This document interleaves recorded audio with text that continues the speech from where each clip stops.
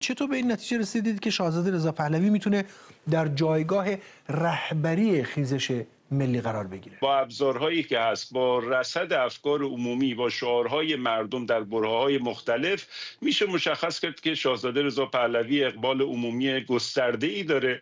خب ببینید، با یک نگاه اجمالی نیمه علمی، جامعه‌ای مانند ایران با این برنامه‌های دمدستی چند صفحه‌ای به جایی نخواهد رسید.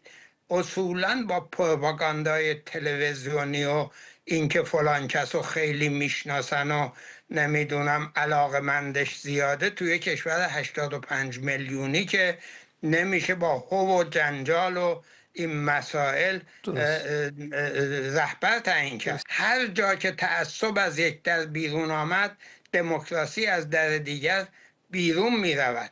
اصلا صحبتی از این نیست که گزارش چطور باید انجام بشه.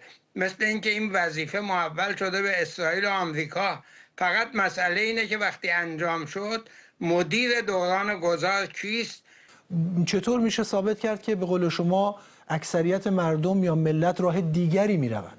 من احتیاج ندارم این رو ثابت بکنم. ببینید 4 پادشاه ما خارج از مملکت فوت کردن. یعنی جامعه ایران استبداد رو نپذیرفته. همشون در شرایط اضطراری و به کمک خارجی آمدن.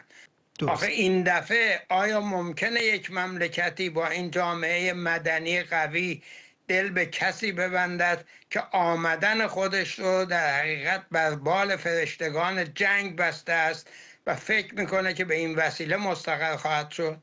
خب با تبلیغات تلویزیونی هر چیزی رو میشه بزرگ کرد. حتی در بین خود سلطنت طلبان امروز اختلافات وسیعی بر سر چنین برنامه هایی است. اصلا این به یک کمدی میماند.